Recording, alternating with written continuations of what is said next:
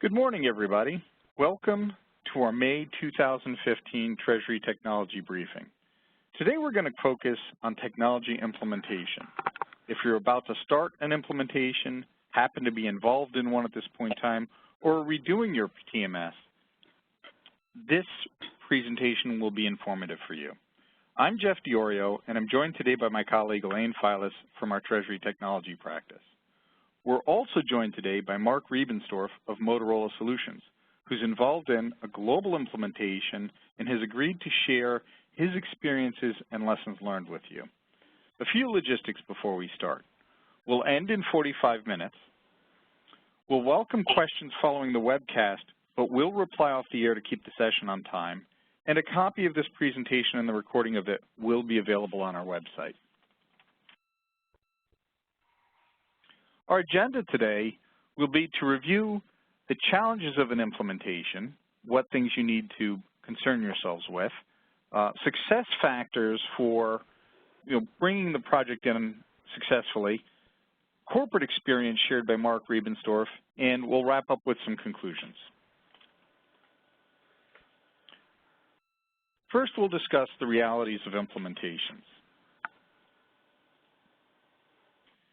Congratulations, you've got a shiny new toy, you've successfully chosen a new system, and now you're going to work on the implementation.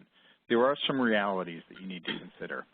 One of the results of all of the help we've given folks over the years and some survey work we've done is we've talked to companies about what kind of a realization of the automation that they were looking for from their TMS. Essentially we call this the utilization.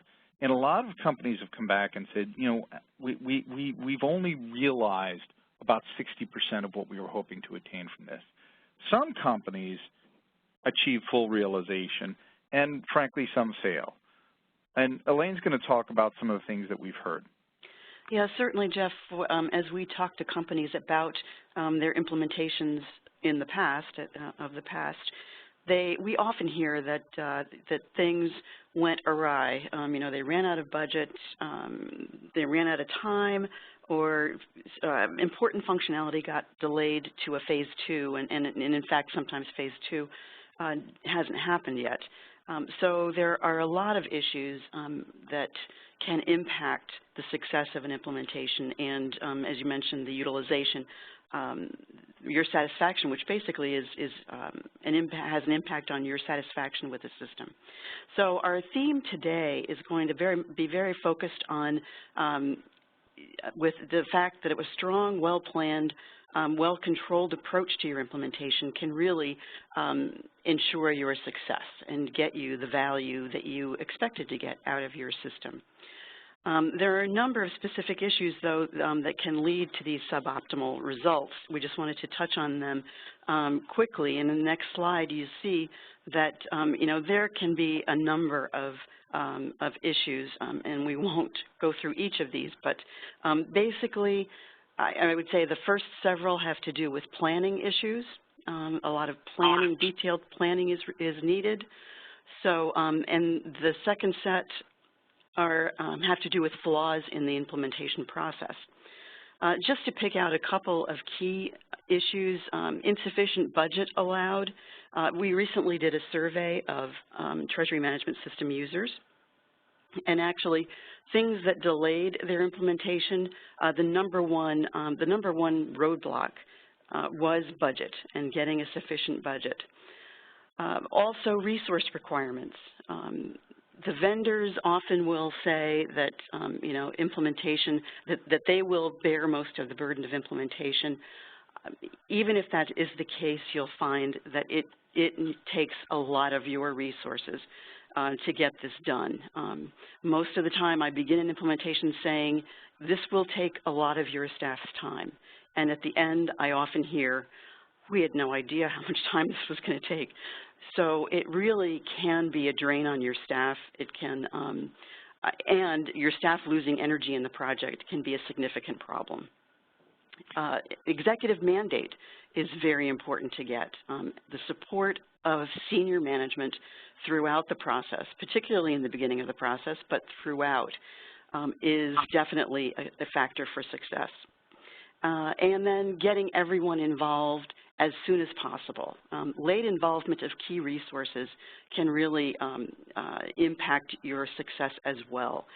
If the key people are not fully committed, fully bought into the process, you will end up having missing data in the system perhaps, and that can have an impact on the quality of your corporate reporting. Jeff, anything you want to add here? Yeah, Elaine, one of the things we encounter a lot is folks saying, it didn't work like we thought it should. And, it comes back to how you deal with situations like that. So having strong project management, having good testing are key. If you get to the parallel phase, we hear folks say, oh, well, we went live with it, but it turned out a bunch of stuff that we thought would work didn't work. So these are things you need to consider and factor in, and they're causes for why the system isn't fully realized. Okay. Well, what we find is very, very important is to focus on your goals throughout the whole project. So, realizing that the core goals of this are to make your life easier, are to improve your ability to manage Treasury, and enhance your capabilities. And bearing those in mind as you're going through the project and running into pitfalls and things that didn't quite work the way you want are key. They help keep the team on track. And what you're looking to avoid, of course, is not realizing the full benefits of the system you were hoping to get. In this case, you've invested so much of your time and effort and energy and a tremendous amount of money, and your staff have really put a huge effort into this thing. So not to realize all of the benefits you can at the end of it is really a shame. And hopefully today some of the ideas we give you will help you realize that utilization. All right, then. So let's talk about some of the factors in implementation success. We're going to talk through the entire life cycle of an implementation project, which is what you see here at the top of the slide. Every successful project goes through these phases, and we'll talk about each one one by one. First, we want to touch on project management. And by project management, you'll find that the vendor, your software vendor, will have a project manager. And what we mean by project management here is not necessarily the vendor's project manager. The project manager's objective should be to manage tasks and resources, to your predefined timeline. But the vendor project manager only focuses on the vendor tasks, typically, and the vendor resources. So they only have part of the picture. There are and will be a lot of internal tasks that you will have to manage, and certainly you'll be managing internal resources, including those outside of Treasury, like resources in accounting and IT. You'll also be managing resources at third parties who you might also have as partners for instance, FX trading or money fund trading. So there are a host of internal tasks associated with the change management that's involved in this kind of a project. Even to the extent of involving your audit group in reviews of any process changes that you are planning. So clearly, that kind of a process, those tasks would generally not be in the vendor's project plan. So you need to make sure, actually, in working with the vendor on the project plan, that time for those tasks is included. Another thing that's critical is to get your senior stakeholders engaged in the process. I would say actually not even just consult them, but get them engaged, because their support will be critical in the event that you have some issues down the line, so they can help you coordinate resources, particularly when, again, it's outside of Treasury. I would say also thinking about the project plan, one of the things that we see generally is that the vendor's project plan will not, while there will be time for actually doing something, setting something up in the system, hands on the keys tasks, there often is not the time allowed for making decisions. And as you know, sometimes making decisions even about seemingly simple things internally. For instance, how, over what amount are we going to require a second approval on a wire? Those kinds of things can take time internally to get sign-offs on. So that's all part of working with the vendor to ensure the project plan is sound and your resources are in place. Thank you, Elaine.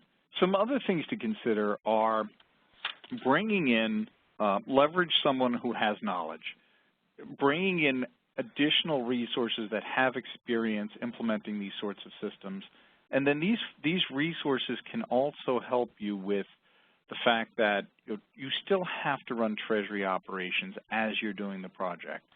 We've got a client where they actually have somebody sitting on the cash desk while the cash management team are working on configuring and testing the system. Elaine has mentioned bringing in senior support. One of the concepts we like to bring in is accountability, making sure that people, whether they be within your organization or a different group within your organization or at the vendor or someplace else, like, for instance, a bank or trading partner, make sure that they understand their accountability for their part of the project and holding them accountable. That's good project management. Making sure that you have an escalation plan and a way to work through the hurdles you're going to encounter. And finally, if possible, communicate as early as possible on things like time delays or budget impacts, because sometimes if you're proactive enough on that, you can find ways to either adjust things or get more. Okay. On the next slide, we're going to start going through the steps. So the first step is planning and preparation. We know here, and the concept here is you've selected the system, you're probably finalizing the legal, you're about to get engaged with the vendor and get things set up and get going. There's a lot of things you can do right now that help ensure the project goes well. The first is making sure that you budget enough. As we noted earlier, there's a lot of times where budget is running out, and that's why functionality gets cut. Taking the time to do the legal well.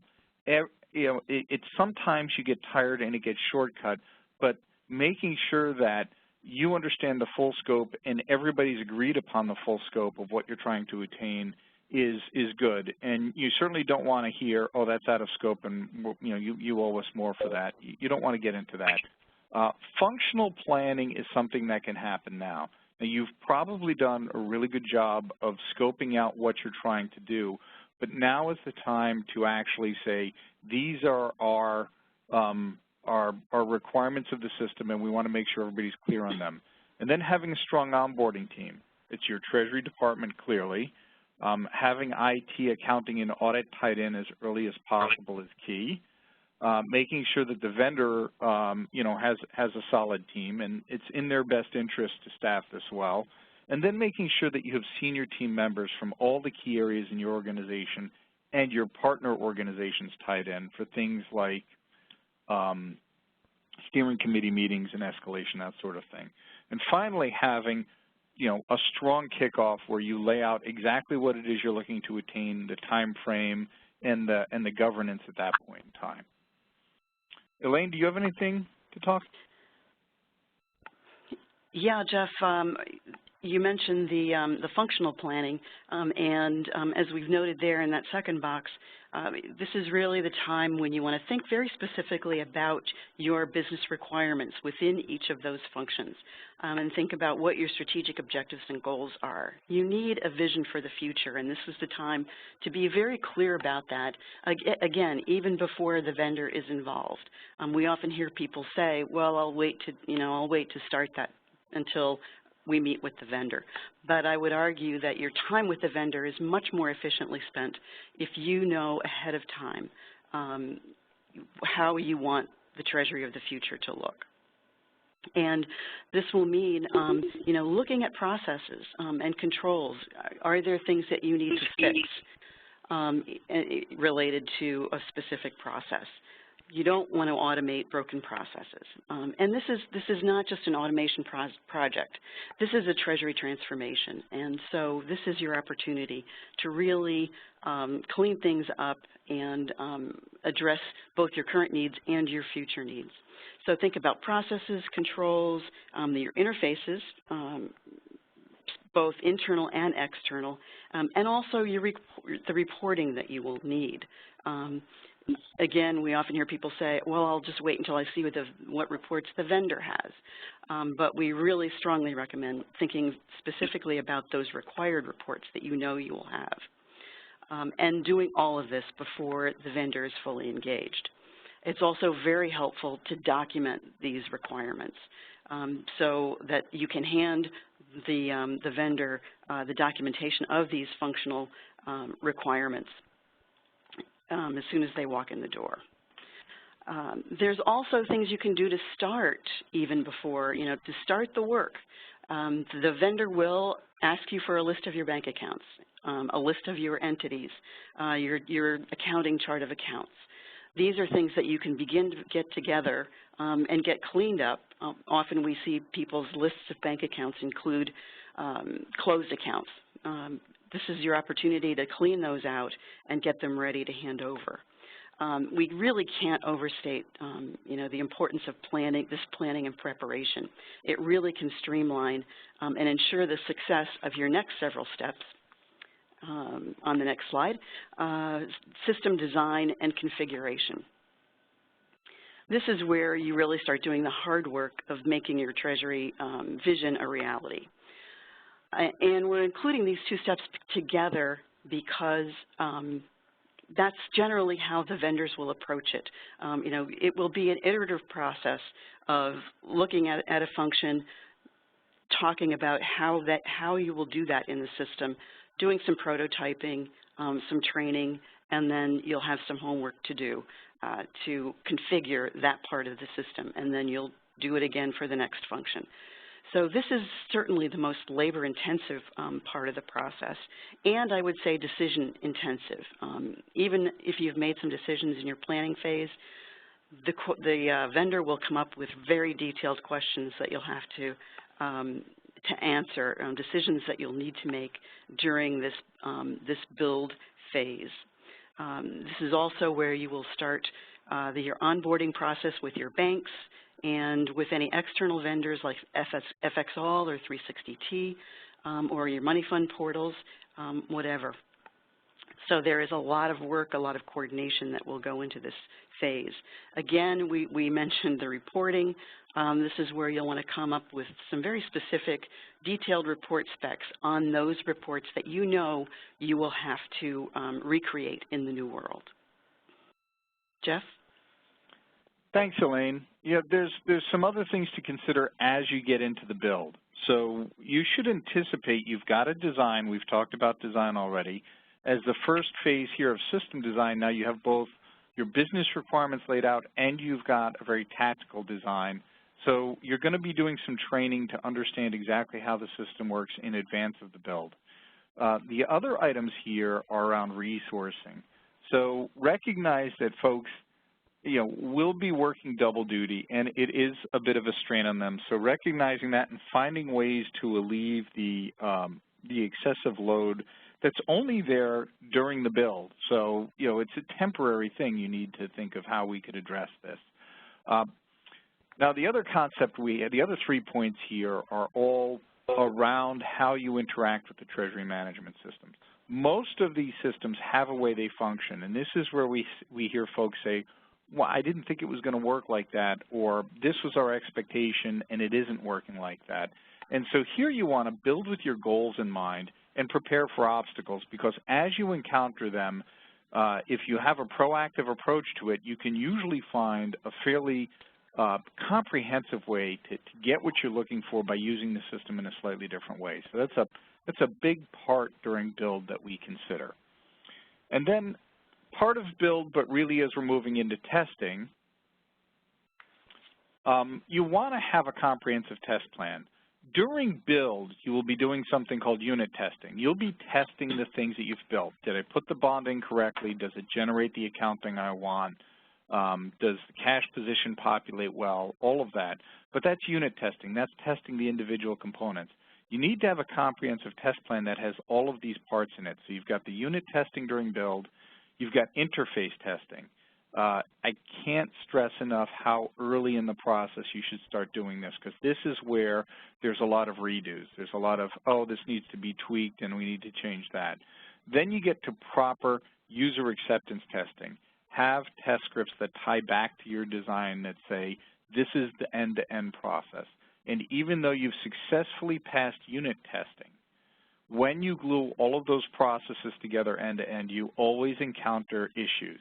And so this is where you catch them and you're really just polishing them out. Finally, you get to parallel testing. So all of these phases are we recommend you hit. Aggressively manage issues. If you should have an issue list, you should be going through it on a regular basis with the entire project team, and you should be escalating the ones that are major needs that you're not getting.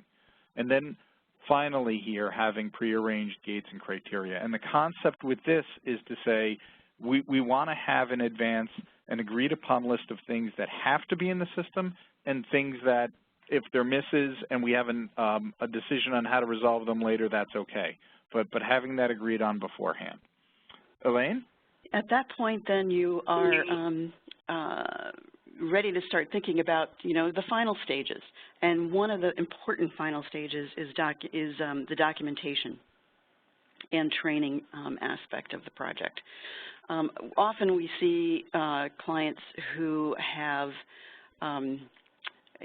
getting back to sort of the budget issues, one of the things that costs money and is often jettisoned as a way to save, to cut costs, is on the documentation side. And this is, we think, a critical factor in the success of the project. First of all, documenting your design. When back in the planning stage, when you were thinking about Treasury of the Future, you should start that documentation early on. And during that configuration process, you will come up with specific functions or tasks where there might be two different approaches to a task in the system. And you will explore, both of those approaches with your vendor and make a decision about which way will work best for your company. It's very important to document those kinds of things because, within the next month or two, you may be working on a related function and come to find out that the decisions that you made, a couple of months ago have now constrained your options for this current task. So it's very important to document, not only what you decided, but why you decided that, so that nobody forgets. You will make so many decisions during the course of this build. It's very important to decide to document what you decided and why you decided those things. Certainly, then it will be important to update your Treasury procedures documentation. Or to create it if it doesn't exist, but update it for the functionality of the new system so that you can have that documentation ready for people to review or for new people to get up to speed. We also often recommend, putting together cheat sheets or sort of job aids, desk guides that just high-level summarize, here are the tasks I need to do today in order. And then for each of those tasks, here are the high level, here's the quick navigation in the system to accomplish those tasks. Clearly also you will need to update your SOX documentation, so working with your internal auditors during the course of the project to get those narratives and schematics updated will be important. And then training, to the extent that you have users who have not been involved in the implementation up to this point. It'll be very important to decide, when it makes sense to train them You know, Jeff talked about testing. We find that often UAT is a good training exercise for some of your core users who haven't been involved yet. So, you know, looking at when you want to schedule that training and making sure that all of your users then, you know, are fully trained and set up would be the last step before you are ready to go live. So, which is the next phase. And again, there's more planning involved in this stage. And actually, this becomes a very critical planning because to the extent that you have incorporated in your configuration your internal partners, your external partners, there are a lot of test systems and production systems to coordinate, particularly with things like your payment banks. You know, you need to be very clear with your payment banks about when you are cutting over to the bank's production system. You also need to be very clear in your communication to your internal people about when that date is. You certainly don't want to duplicate payments, nor do you want to miss payments because people weren't clear on when that cutover date was. Similarly with any trading portals for FX or money funds, again, you want to be careful that you are not duplicating or missing because of a lack of coordination. There will be a lot of technical aspects then of the cutover as well, as your IT group changes scripts. Your IT group and your vendor will both need to change some of the scripts that run your automated processes so that they are all pointing to the correct production environments. Jeff? Yeah, I'm thinking about how many times after Go Live weekend on Monday, some group has said, we didn't know you were going live with that. So the things Elaine has talked about have really you know, been distilled from a lot of experience going live. And so the pre-planning of it is key. Making sure everybody's notified as early as possible is key. And so here we have some ideas for you. Before Go Live, make sure you define criteria, and you've had the senior team hopefully involved and briefed all the way through the project. So here you're going to lay out the criteria that have been achieved, that need to be achieved in order to go live. Having also a Go Live checklist so that, you know, the Go Live weekend comes along and you can say these things have been done, these partners have been notified, we have confirmation from all of the key players that this is that they're ready, and that in addition, as part of your briefing, you've got an issue resolution plan because there will be some things left over, and hopefully it's 1 or 2% of what you were trying to achieve and not 40%. So you're acquiring sign-off, and that is important. You want them to know it's happening. You've given them some warning. And then you're going to actually ask them for sign-off to say, you approve that this is ready to go live. It will help avoid the Monday morning quarterbacking where people go, I didn't know you were going live. And then finally, if this has all gone well, and we have seen many, many of them go really well, be sure to take time to celebrate and give recognition to everybody.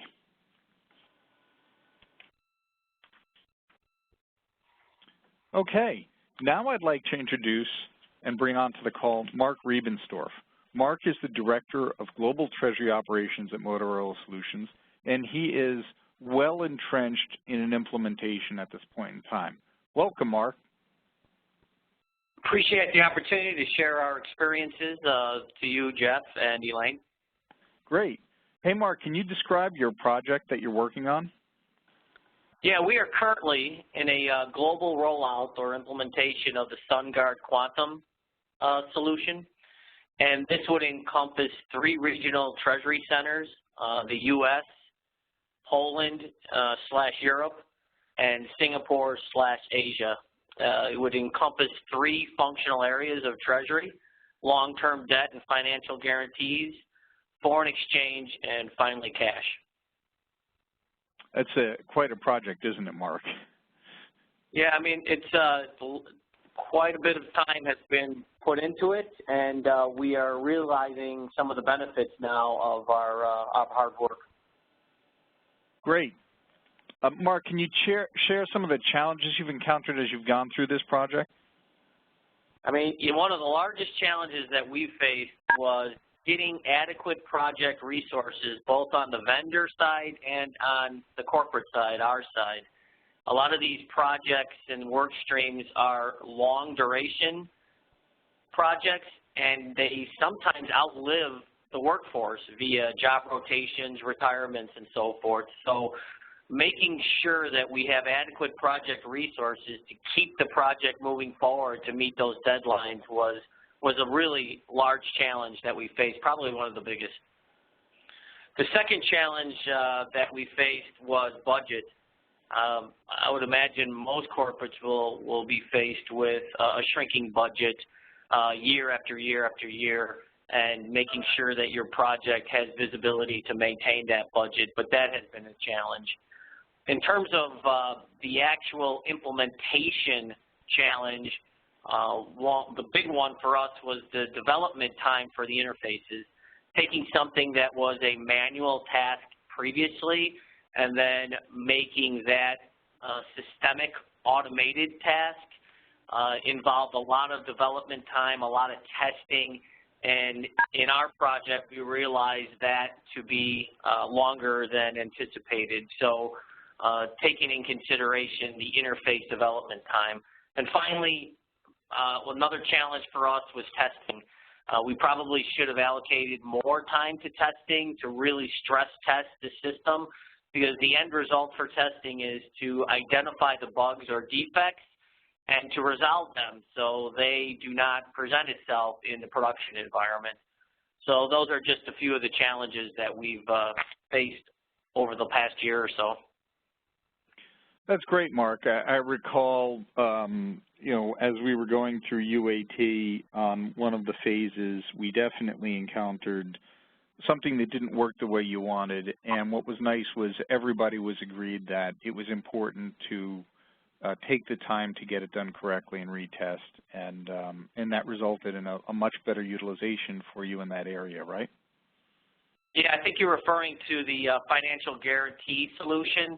Based on the testing, we found out that the design in certain aspects was not the most efficient design possible. So we went back, redesigned it, rebuilt that section, tested it, and we're actually using it now. And we're glad that we did. We actually spent more time on it, but it's a more efficient system now, and it works well. That's great. So, Mark, what are some of the recommendations or best practice ideas you can give folks based on your experience? Yeah, some of the recommendations I would personally offer, since I was involved in the project from the get-go, is to maintain and acquire an executive sponsor, someone that's active engaged in your project. Meet with them on a regular basis, whether it's every couple of weeks or every month, depending on his or her schedule, so your project gets visibility from a senior leadership perspective. That's key. Another recommendation we would have is, Elaine and Jeff have mentioned defining your business requirements through this presentation. That is key. Spend a lot of time in design, making sure that you know what the system wants to do for you. One of the key things in our experience was to actually involve the users of the system in the design process, because once you involve the users, they're more apt to buy in the total solution because they were part of the design of the solution. So it's kind of a key component from our perspective in terms of getting the users to participate in the design function. Another recommendation is huge, is to acquire an external consultant, someone like a TSI who has experience implementing these treasury systems, who can leverage the experience with other corporate clients and bring it to you so you don't fall into the same pitfalls as some of the other corporates did out there. that is key. They can lead your project in terms of the testing, the design. They've been through it before, and that experience is invaluable. In terms of the project plan, big thing for us is to build a realistic project plan. Put in dates that are realistic. Don't overcommit your dates. If the date seems long-reaching, but it's realistic, communicate that. And that way you'll establish credibility with your sponsor, your executive sponsor. If you meet those dates, the credibility will just continue to build. And in the project plan as well, bring in audits, bring in stocks, bring in some of these other functional groups within your area so they can see where the controls are placed. They can see what type of controls there are. You can update your SOX flow documentation as well. Bring in these functional groups earlier than later, because if there's an issue, you'll have time to address it. Desktop documentation, Elaine and Jeff have also mentioned this quite a few times. That's key, especially in some of the jobs that are rotational jobs where a person might only be in there for a year or two. Having adequate desktop documentation is key. A new person comes in, there's some documentation step-by-step with visual pictures in there that shows them exactly what they knew to achieve the task. It's huge, and it's also a huge SOX requirement. And finally, just on the budget side, one thing that we did for the budget is it's one thing to obtain the budget, but it's another thing to show that that budget that was obtained realized value. So we broke our project up into work streams, which were smaller, more manageable pieces. And once that work stream accomplished it, we were able to show a result and relate that to the budget that we were given. So there was value. So we spent money for this item, it went live, and now we are actually using the system. So if you can kind of connect your results to your original budget and show that value has been realized, that goes a long way in terms of establishing that credibility with the executive sponsorship. Those are some great recommendations, Mark. I'm sure everybody appreciates hearing from somebody who's been there and done that. So I'd like to recap at this point. Okay, we've hit all of these points. So obviously, having enough budget is something we've talked about. I think Mark jokingly said to me before this conference, having unlimited budget would be wonderful, but there is a reality to the fact that nobody has that, so it's key. We can't stress enough future state design, and by this we mean have your business requirements well defined, and spend some time as the project's beginning making sure that everybody's agreed upon what the future state workflows and design need to be. And that will help be the roadmap that you follow as you're going through the project, as you're hitting things. Project management can't be stressed enough. Everybody's got conflicts, all kinds of things going on, regular business, day-to-day operations, financial reporting, crises that come up. So having good project management, a well-managed project, an aggressively managed project, will really help keep things going. Making sure you have adequate resourcing is key, and that you recognize the fact that resources may shift as you're going through the project. Comprehensive documentation and testing we've talked about, and finally, as needed, expert support. There are resources out there for you. Elaine, do you have anything to add? Yeah, Jeff, I think we've talked about the importance of planning. I think, frankly, that planning and preparation phase is probably the most critical phase in contributing to the success of your project. To the extent that you can define your future state vision, lay out specifics about your requirements and specifically how you need the system to work. Knowing that the vendor, if you're doing this prior to the vendor's involvement, there may be things that will change once the vendor is involved. You may have to tweak your vision, but it's very important to have that vision to know pretty specifically what your objectives and your priorities are, because there will often be decisions you'll have to make, particularly given limited time and budget. You will have choices to make. Do we do this? Or, which of these functions do we do first? Or sometimes, which piece of functionality can we delay until a later phase, if that's an issue. Also keep in mind that this is a rather complex, and as Mark mentioned, a long duration change management process.